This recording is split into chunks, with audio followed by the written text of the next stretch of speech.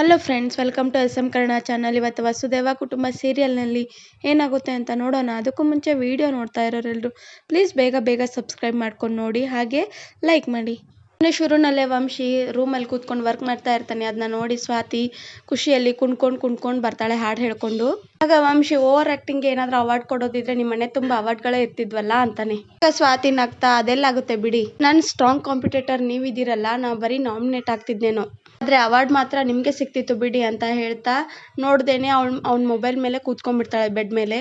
ಅದನ್ನ ನೋಡಿ ವಂಶಿ ಎದ್ದು ಬಂದು ಅವಳನ್ನ ತಳ್ತಾನೆ. ಆಗ ಕಣ್ಸಲ್ವಾ ನಿಂಗೆ, ಮೊಬೈಲ್ ಮೇಲೆ ಕೂತಿದ್ಯಲ್ಲ, ಸ್ವಲ್ಪ ಕಾಮನ್ ಸೆನ್ಸ್ ಬೇಡ್ವಾ ಅಂತಾನೆ. ಆಗ ಸ್ವಾತಿ, ಹಲೋ ಮಿಸ್ಟರ್, ಬೆಡ್ ಇರೋದು ಮಲ್ಕೊಳ್ಳೋದಕ್ಕೆ, ಫೋನ್ ಇಡೋದಕ್ಕಲ್ಲ, ನಿಮಗ್ ಕಾಮನ್ ಸೆನ್ಸ್ ಇಲ್ವಾ ಹೇಳ್ತಾಳೆ. ಆಗ ವಂಶಿ ತೆಗೆದ್ ಬಿಟ್ಟ ಅಂದ್ರೆ ಅಂತಾನೆ. ಆಗ ಸ್ವಾತಿ, ನೋಡಿ ಇವೆಲ್ಲ ನನ್ನ ಹತ್ರ ಇಟ್ಕೋಬೇಡಿ ಅಂತ 1000 ಸಲ ಹೇಳಿದೀನಿ, ಆದ್ರೂ ನಾನು ಇವತ್ತು ತುಂಬಾ ಖುಷಿಯಾಗಿದ್ದೀನಿ, ನೀವೇನೇ ಮಾಡಿದ್ರು ನಾನು ಕೋಪ ಮಾಡ್ಕೊಳಲ್ಲ ಅಂತ ಹಾಡು ಹೇಳ್ತಾ ಕುಣಿತಾ ಇರ್ತಾಳೆ. ಆಗ ವಂಶಿ, ನಿಂಗೆ ನಿಜವಾಗ್ಲೂ ಹುಚ್ಚಿಡ್ದಿದೆ, ಏನೋ ವರ್ಲ್ಡ್ ಕಪ್ ಗೆದ್ದ ಹೊರಗೆ ಆಡ್ತಾ ಇದೀಯಾ ಅಂತ ಹೇಳ್ತಾನೆ. ಆಗ ಸ್ವಾತಿ, ಹಲೋ, ಇದು ನಮ್ಮ ಪ್ರಕಾರ ಅಂತ ದೊಡ್ಡ ಗೆಲುವೆ, ನಮ್ಮ ಅಕ್ಕ ಬಾವ ಫ್ಯಾಷನ್ ಶೋ ಅಲ್ಲಿ ಗೆದ್ದಿದ್ ನೆನ್ಸ್ಕೊಂಡ್ರೆ ನಂಗೆ ಇವಾಗ್ಲೂ ಕುಣಿಬೇಕು ಅನ್ಸುತ್ತೆ, ಕುಣಿಲಾ ಅಂತಾಳೆ. ಆಗ ವಂಶಿ, ನಿನ್ನ ಕೆಟ್ಟ ಡ್ಯಾನ್ಸ್ ನೋಡೋಕೆ ನಂಗೆ ಇಷ್ಟ ಇಲ್ಲ, ತುಂಬಾ ಕೆಲಸ ಇದೆ, ರೂಮಿಂದ ಆಚೆ ಹೋಗ್ತೀಯಾ ಅಂತಾನೆ. ಆಗ ಸ್ವಾತಿ, ವಂಶಿ ಅವರೇ, ಅಕ್ಕ ಬಾವ ಗೆದ್ದಿದ್ ಒಂದೇ ಖುಷಿ ಅಲ್ಲ, ಅವ್ರನ್ನ ಎಲ್ರ ಮುಂದೆ ನಮ್ಮ ರಿಲೇಟಿವ್ಸ್ ಅಂದ್ರೆಲ್ಲ ಮೆಚ್ಚದೆ ಕಣ್ರಿ, ತುಂಬಾ ಖುಷಿ ಆಯ್ತು ಅಂತಾಳೆ. ಆಗ ವಂಶಿ, ಇದೇ ನಿನ್ ಸ್ವಲ್ಪ ಅತಿ ಆಯ್ತು, ಅಲ್ಲ ನಿಮ್ಮ ಅಕ್ಕ ಬಾವ ತುಂಬಾ ಇನ್ಸ್ಪೈರ್ ಆಗೋ ಕೆಲಸ ಮಾಡಿದ್ದಾರೆ, ಕೆಟ್ಟದ್ ಮಾಡಿದ್ರೆ ಬೈಯೋದು, ಒಳ್ಳೇದ್ ಮಾಡಿದ್ರೆ ಹೊಗಳೋದು, ಈ ಬ್ರಾಡ್ ಮೈಂಡ್ ಸೆಟ್ ಇರ್ಬೇಕು, ಅದ್ ನನ್ಗಿದೆ ಅಂತಾನೆ. ಆಗ ಸ್ವಾತಿ, ಅದು ನಂಗೆ ಇವತ್ತು ಗೊತ್ತಾಯ್ತು, ಸ್ಟೇಜ್ ಮೇಲೆ ತುಂಬಾ ಚೆನ್ನಾಗಿ ಮಾತಾಡಿದ್ರಿ ವಂಶಿ ಅವರೇ, ನಿಮ್ಮನ್ನೇನೋ ಅನ್ಕೊಂಡಿದ್ದೆ, ಪರವಾಗಿಲ್ಲ, ನಿಮ್ಗೂ ಚೂರು ಒಳ್ಳೆ ಮನ್ಸಿದೆ ಅಂತಾಳೆ. ವಂಶಿ, ಕೊನೆಗೆ ನಿಂಗೊಂದು ಕಿಲ್ಲರ್ ಡೈಲಾಗ್ ಕೊಟ್ಟಿಲ್ಲ ಅಂದ್ರೆ ನಿಂಗೆ ತಿಂದಿದ್ದು ಅರ್ಗಲ್ಲ ಅಲ್ವಾ, ಆದ್ರೂ ನಿನ್ ತಲೆಯಲ್ಲಿ ಸ್ವಲ್ಪನೂ ಬುದ್ಧಿ ಇಲ್ಲ ಕಣೆ, ಅಜ್ಜಿನ ಯಾರಾದ್ರೂ ಆತರ ತಿರ್ಗಿಸ್ತಾರ, ಬಿದ್ದಿದ್ರೆ ಏನಾಗಿರೋದು ಅಂತಾನೆ. ಆಗ ಸ್ವಾತಿ, ಅಯ್ಯೋ ನಾನೇ ಗೆದ್ಬಿಟ್ಟಿದ್ದೆ ಅನಿಸ್ಬಿಡ್ತಿತ್ತು, ಅಷ್ಟು ಖುಷಿ ಆಗಿತ್ತು ಅದಕ್ಕೆ ಅಂತಿರ್ತಾಳೆ. ಆಗ ವಂಶಿ, ನಿಂಗೆ ಸ್ವಲ್ಪನೂ ಸೀರಿಯಸ್ನೆಸ್ಸೇ ಇಲ್ಲ ಅಲ್ಲ, ಆವಾಗಿಂದ ಗೆದ್ರು ಅಂತ ಖುಷಿ ಪಡ್ತಾ ಇದೆಯಲ್ಲ, ನಿಂಗೊಂದು ವಿಷಯ ಗೊತ್ತಾ, ನಾನು ಹೋಗಿ ಅವ್ರನ್ನ ಮೋಟಿವೇಟ್ ಮಾಡಿರ್ಲಿಲ್ಲ ಅಂದ್ರೆ ಅವ್ರ ಕಾಂಪಿಟೇಷನ್ ಅಲ್ಲಿ ಪಾರ್ಟಿಸಿಪೇಟೇ ಮಾಡ್ತಾ ಇರ್ಲಿಲ್ಲ ಅಂತ ಹೇಳ್ತಾನೆ. ಆಗ ಸ್ವಾತಿ, ಒಂದ್ ಮಾತಿದೆ ಗೊತ್ತಾ, ಗೆಲುವಿಗೆ 100 ಅಪ್ಪಂದಿರು ಅಂತ, ಗೆದ್ಮೇಲೆ ಎಲ್ರು ಕ್ರೆಡಿಟ್ ತೊಗೊಳೋರೆ ಅಂತ ಹೇಳ್ತಾಳೆ. ಆಗ ವಂಶಿ, ಇರೋ ವಿಷಯ ಹೇಳಿದೆ, ಇದ್ದರ್ಥಲೆಗೆ ಎಲ್ಲ ಅರ್ಥ ಆಗುತ್ತೆ ಅಂತಾನೆ. ಆಗ ಸ್ವಾತಿ, ನಂಗೆಲ್ಲ ಅರ್ಥ ಆಗುತ್ತೆ, ನಾನು ಬಂದಿರೋದೇ ನಿಮ್ಗೆ ಥ್ಯಾಂಕ್ಸ್ ಹೇಳೋದಕ್ಕೆ ಅಂತಾಳೆ. ನೀವು ಅಲ್ಪ ಸ್ವಲ್ಪ ಹೆಲ್ಪ್ ಮಾಡಿದ್ದೀರಾ, ಅದಕ್ಕೆ ಚೋಟಾ ಥ್ಯಾಂಕ್ಸ್ ನಿಮ್ಗೆ, ನಿತಿನ್ ಅವರು ತುಂಬಾ ಹೆಲ್ಪ್ ಮಾಡಿದ್ದಾರೆ, ಅದಕ್ಕೆ ಅವ್ರಿಗೆ ಬಿಗ್ ಥ್ಯಾಂಕ್ಸ್ ಅಂತ ಹೇಳ್ತಾಳೆ. ಆಗ ವಂಶಿ, ನಿತಿನ್ ಅವ್ರಿಗೆ ಬಿಗ್ ಥ್ಯಾಂಕ್ಸಾ ಅಂತ ಸುಮ್ನಾಗ್ತಾನೆ. ಆಗ ಸ್ವಾತಿ, ನೀವೇ ಆವಾಗ್ಲೇ ಹೇಳಿದ್ರಲ್ಲ, ಕೆಟ್ಟದ್ ಮಾಡಿದ್ರೆ ತೆಗಳೋ ಹಾಗೆ, ಒಳ್ಳೇದ್ ಮಾಡಿದಾಗ ಹೊಗಳೋದಿಕ್ಕೆ ಬ್ರಾಡ್ ಮೈಂಡ್ ಸೆಟ್ ಇರ್ಬೇಕು ಅಂತ, ಇವಾಗ ನಂಗೂ ಅದು ಇದೆ, ಅದಕ್ಕೆ ನಿತಿನ್ ಅವರು ಹೆಲ್ಪ್ ಮಾಡಿದ್ದಾರೆ, ಅದಕ್ಕೆ ಹೊಗಳ್ತಾ ಇದ್ದೀನಿ ಅಷ್ಟೇ ಅಂತಾಳೆ. ಆಗ ವಂಶಿ, ನಂಗೆ ಒಂದು ಚಿಕ್ಕ ಡೌಟ್ ಇದೆ, ನಿತಿನ್ ಯಾಕೆ ನಿಮ್ ಫ್ಯಾಮಿಲಿಗೆ ಅಷ್ಟೊಂದು ಹೆಲ್ಪ್ ಮಾಡ್ತಾನೆ ಅಂತ ಕೇಳ್ತಾನೆ. ಆಗ ಸ್ವಾತಿ ಸುಮ್ನೆ ನಿಂತಿರೋದನ್ನ ನೋಡಿ, ಹೇಳಿದ್ ಕೇಳಿಸ್ತಾ ಅಥವಾ ಅಂತ ಹೇಳ್ತಿರ್ತಾನೆ. ಆಗ ಸ್ವಾತಿ, ಯಾಕಂದ್ರೆ ಅವರು ನಮ್ ಭಾವನ್ ಫ್ರೆಂಡು ಅದಕ್ಕೆ ಅಂತಾಳೆ. ಆಗ ವಂಶಿ, ಬರೀ ಭಾವನ್ ಫ್ರೆಂಡ್ ಅಷ್ಟೇನಾ ಅಂತ ಕೇಳ್ತಾನೆ. ಆಗ ಸ್ವಾತಿ, ಯಾಕೆ ಹೀಗೆ ಕೇಳ್ತಾ ಇದ್ದೀರಾ, ನಮ್ ಭಾವನ್ ಫ್ರೆಂಡ್ ಅಷ್ಟೇ ಅಂತ ಹೇಳ್ತಾಳೆ. ಆಗ ವಂಶಿ, ನಿಜವಾಗ್ಲೂ ಅಷ್ಟೇನಾ ಅಂತಾನೆ. ಆಗ ಸ್ವಾತಿ, ಯಾಕೆ ಪದೇ ಕೇಳ್ತೀರಾ, ಅಷ್ಟೇ ಇರೋದು ಅಂತಾಳೆ. ಅವನು ಪದೇ ಕೇಳ್ತಾ ಇರೋದನ್ನ ಕೇಳಿ ಸ್ವಾತಿ, ಪದೇ ಎಷ್ಟ್ ಸಲ ಕೇಳ್ತೀರಾ, ನಂಗೆ ನಿದ್ದೆ ಬರ್ತಾ ಇದೆ ಅಂತ ಹೊರಡ್ತಾ ಇರ್ತಾಳೆ. ಆಗ ವಂಶಿ, ಸ್ವಾತಿ ನಿಂತ್ಕೋ, ಯಾವ್ದಾದ್ರು ಪ್ರಶ್ನೆಗೆ ಉತ್ತರ ಕೊಡೋಕ್ ಆಗದೆ ಇದ್ದಾಗ ಈ ತರ ರೀಸನ್ ಕೊಡೋದು ತುಂಬಾನೇ ಸಹಜ, ನಿತಿನ್ ನಿಮ್ ಭಾವನ್ ಫ್ರೆಂಡ್ ಅಷ್ಟೇನಾ ಅಥವಾ ನಿನ್ ಬಾಯ್ ಫ್ರೆಂಡಾ ಅಂತ ಕೇಳ್ಬಿಡ್ತಾನೆ. ಅದಕ್ಕೆ ತಾನೇ ಅವ್ನು ನಿನ್ಗೆ ಅಷ್ಟೊಂದು ಹೆಲ್ಪ್ ಮಾಡ್ತಾ ಇರೋದು ಅಂತ ಕೇಳ್ತಾನೆ. ಇನ್ನು ಈ ಕಡೆ ನಿತಿನ್ ಮತ್ತೆ ಅವ್ನ ಫ್ರೆಂಡ್ ರೂಮಲ್ಲಿ ಕೂತ್ಕೊಂಡು ಮಾತಾಡ್ತಾ ಇರ್ತಾರೆ.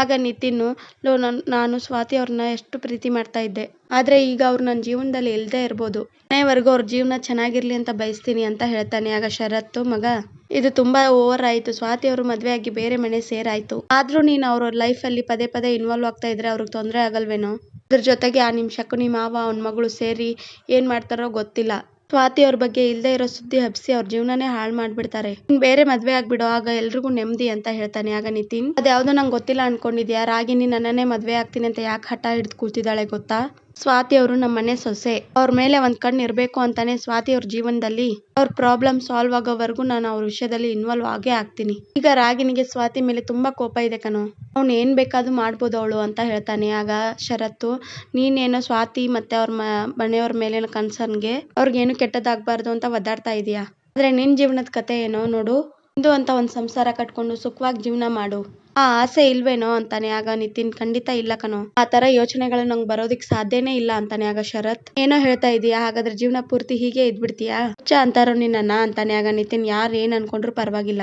ಮೊದಲು ಸ್ವಾತಿ ಅವ್ರ ಜೀವನ ಸೆಟ್ಲ್ ಆಗ್ಬೇಕು, ಅದಾದ್ಮೇಲೆ ನನ್ನ ಜೀವನದ ಬಗ್ಗೆ ಯೋಚನೆ ಮಾಡ್ತೀನಿ ಅಂತಾನೆ.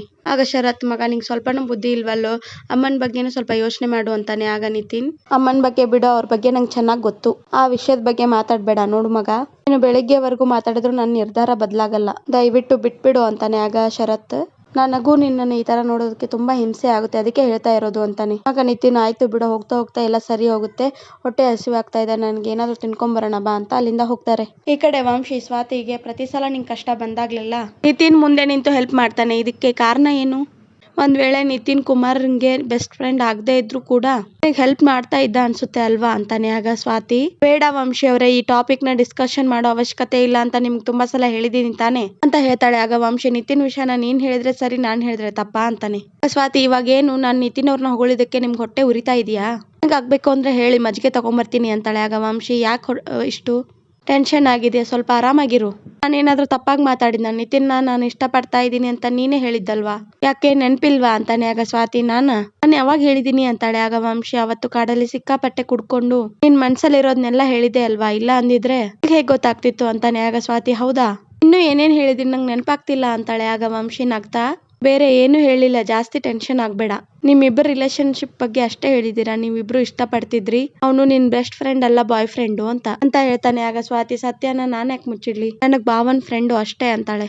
ಆಗ ವಂಶಿ, ಈಗ ನಿನ್ಗೆ ಅನಿಸ್ತಿರ್ಬೋದಲ್ವಾ ನಾನು ಯಾಕೆ ಈ ಟಾಪಿಕ್ ನ ಸಡನ್ ಆಗಿ ತೆಗ್ದೆ ಅಂತ. ನಿನ್ಗೆ ಅನಿಸ್ತಿರ್ಬೋದು ಇವ್ನಿಗೆ ನನ್ ಮೇಲೆ ಅನುಮಾನನ, ಅಥವಾ ನಿತಿನ್ ನನಗೆ ಹೆಲ್ಪ್ ಮಾಡ್ತಾ ಇರೋದಕ್ಕೆ ಇವ್ನಿಗೆ ಜಲಸ್ ಫೀಲ್ ಆಗ್ತಾ ಇದೆಯಾ ಅಂತ. ಈ ಜಲಸ್ಸು, ಅನುಮಾನ, ಮಣ್ಣು ಮಸಿ ಇದ್ಯಾವುದೂ ಇಲ್ಲ. ಡ್ರಾಮಾ ಮ್ಯಾರೇಜ್ ಪೀರಿಯಡ್ ಮುಗಿಯೋವರೆಗೂ ಸುಳ್ಳನ್ನ ಹೀಗೆ ಮೇಂಟೈನ್ ಮಾಡ್ತಾ ಇರೋ, ಓಕೆನಾ ಅಂತಾನೆ. ಸ್ವಾತಿ, ಏನ್ ನಿಮ್ ಮಾತಿನ ಅರ್ಥ, ನಾನ್ಯಾಕೆ ಸುಳ್ಳು ಹೇಳ್ಬೇಕು ಅಂತಾಳೆ.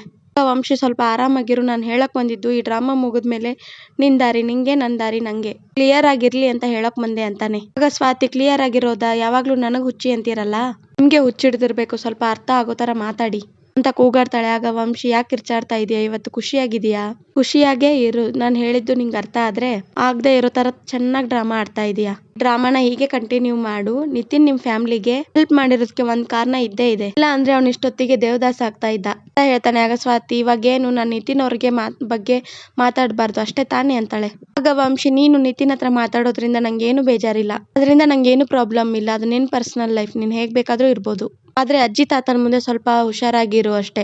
ನಮ್ಮ ಈ ಮದ್ವೆ ಡ್ರಾಮಾ ಪೀರಿಯಡ್ ಉಂಡಾಗೋವರೆಗೂ ಸ್ವಲ್ಪ ಮೇಂಟೈನ್ ಮಾಡು, ಸರಿನಾ ಅಂತಾನೆ. ಆಗ ಸ್ವಾತಿ, ನಿಮ್ಗೆ ಪದೇ ಪದೇ ಹೇಳ್ತಾ ಇದ್ದೀನಿ ತಾನೇ, ನನ್ನ ಮತ್ತೆ ನಿತಿನ್ ಅವ್ರ ಮಧ್ಯೆ ಏನು ಇಲ್ಲ ಅಂತ, ಯಾಕಿಷ್ಟು ಓವರಾಗಿ ಆಡ್ತಾ ಇದ್ದೀರಾ ಅಂತಾಳೆ.